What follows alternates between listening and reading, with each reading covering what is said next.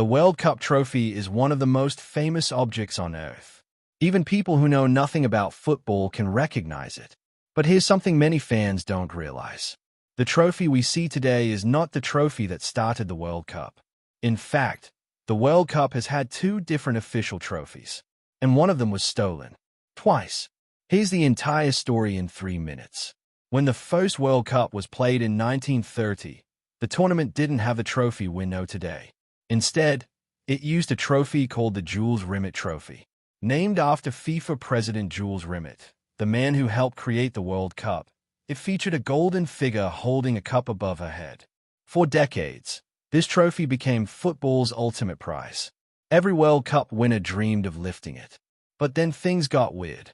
In 1966, just months before the World Cup in England, the trophy disappeared. Someone stole it from an exhibition in London. Imagine being the person responsible for losing the World Cup trophy. Not ideal. Police searched everywhere. Nothing. Then, a week later, a dog named Pickles found the trophy wrapped in newspaper under a hedge.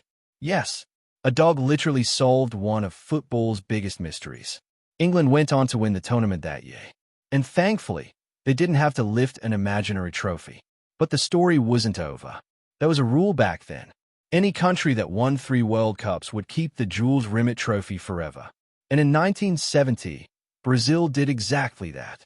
With legends like Pelé leading the team, Brazil won their 3rd title and took permanent ownership of the trophy. Which sounds great. Except for one problem. In 1983, the trophy was stolen again. This time from Brazil.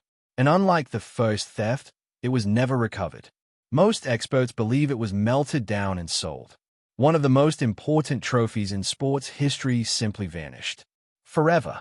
At this point, FIFA needed a replacement. So before the 1974 World Cup, a competition was held to design a brand new trophy. More than 50 designs were submitted. The winning design came from Italian artist Silvio Gazzaniga. His idea was simple. 2 human figures rising from the earth and lifting the world in celebration. That design became the FIFA World Cup Trophy, the one we know today. It's made primarily from 18-karat gold, stands about 36 centimeters tall, and weighs over 6 kilograms. It looks solid gold, but surprisingly, if it were completely solid, it would be far too heavy to lift comfortably. So the inside is partially hollow. Probably good news for the players holding it above their heads. The new trophy also introduced another major change. Unlike the Jules Rimet Trophy, no nation can keep it forever, not even if they win 10 World Cups. Instead, champions receive a gold-plated replica while FIFA keeps the original trophy, which means the real trophy never leaves FIFA's control for long. A decision that makes a lot of sense considering what happened to the last one. So in nearly 100 years of World Cup history, the trophy has changed only once.